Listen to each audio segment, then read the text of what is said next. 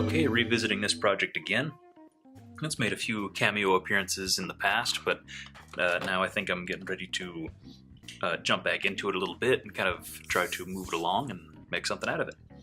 Which I figured is a good opportunity to look at more major shell integrations, more traditional shell integrations, where it's like you take a this blaster and you put a this stock on it.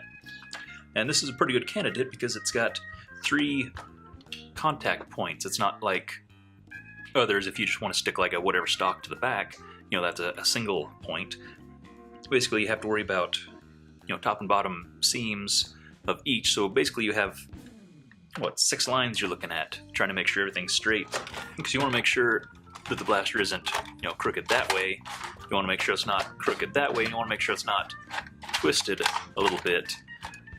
So you really have to really watch what you're doing while you're sticking things together, which is the beautiful part about doing the hot glue method, because you can, you know, retest and retest and retest as much as you need to before you do that real final bond. So I think what we're going to do is we'll take the bulk section right in the middle and we'll get it kind of in place. Then we can kind of tweak the top and bottom to match if we need. So really at this point we're just looking at the seam between the shells, the 2 shell halves here and here. So let's get some hot glue in here and we'll just kind of eyeball it for now. And we'll eyeball it and then we'll be able to fine tune it with the top and bottom points. So let's just, for the time being, put a pile there and there, put some there.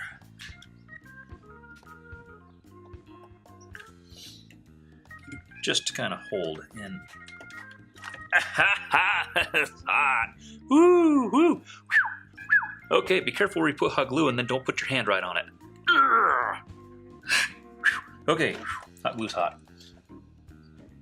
Golly, burns. Okay, anyway, moving on. So we know this guy's lined up pretty close, and I'm pretty happy with that. And looking at the bottom, bottom is pretty straight as well.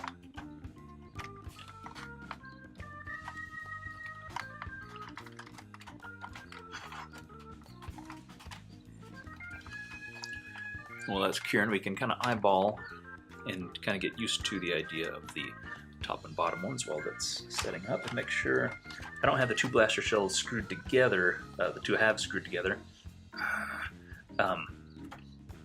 So you want to make sure you don't have one shell gapping a little bit. Like here, the Rapid Strike wants to gap a little bit while fitting around the Raven, and you don't want that because that'll cause problems later on. So you want to make sure that everybody is pinch tight as good as possible during this step. I think while we're at it, I'm pretty confident with how this is fitting. Yeah.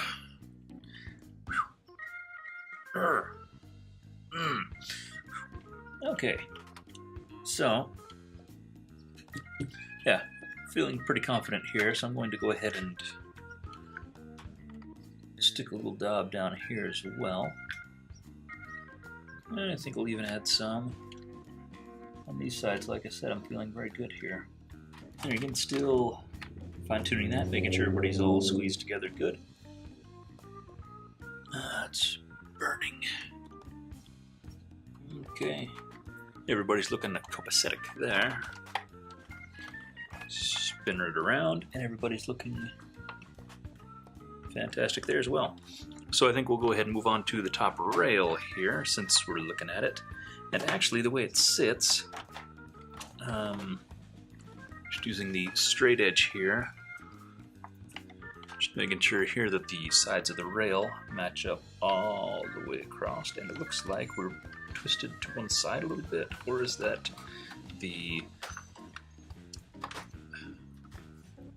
just the ruler being crooked? Okay, looks like we're got a little bit of twist. And the points that we looked at down here, even though the seams lined up, it could be twisted this way, or, you know, kind of bent one way or the other, and it looks like that's kind of what's going on right here. We seem to have a little discrepancy. So I think, compared to the other side, it looks like we got a low spot here, so I think we need to bend it that way just a bit.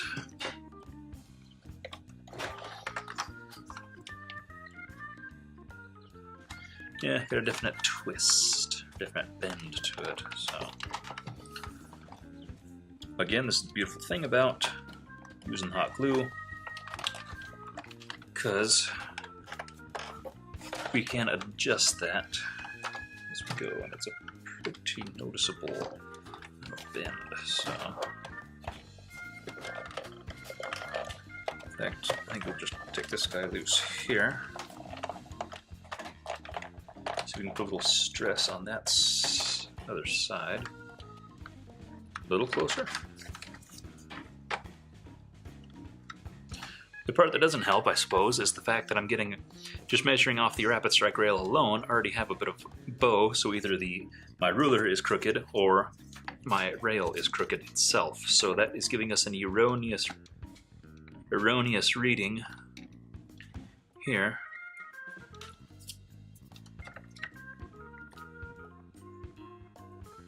Yeah, it's already... Okay, so apparently either my rail is screwed up. I think my ruler's screwed up. Darn it, if you can't trust your ruler, who can you trust? Okay, when you want real accuracy, you get out your big freaking square. So...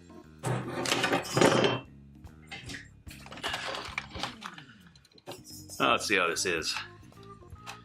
Got the biggest tool you can find. This guy says, "You're pretty awesome." And I like hearing that. Thanks, Big Square. It feels good to be awesome. Oh yeah, I'm feeling pretty good about that. Okay, well, all the more reason to check your tools. Make sure that your measuring things are accurate to measure with. Otherwise, if they lie to you, that will just ruin your whole day. Jeez. Get this guy out. And just make sure everything stays all peachy keen all the way down there. Okay, looks like the top rail is pretty darn straight, so we can go ahead and visit the bottom, which, upon initial investigation, looks pretty happy as is. That seems to line up pretty good. Back looks aligned pretty good. So I think we can go ahead and add some material here. Looks like we got even spacing between the grip and the thumb hole portion, so I think we'll go ahead and put a little bead there.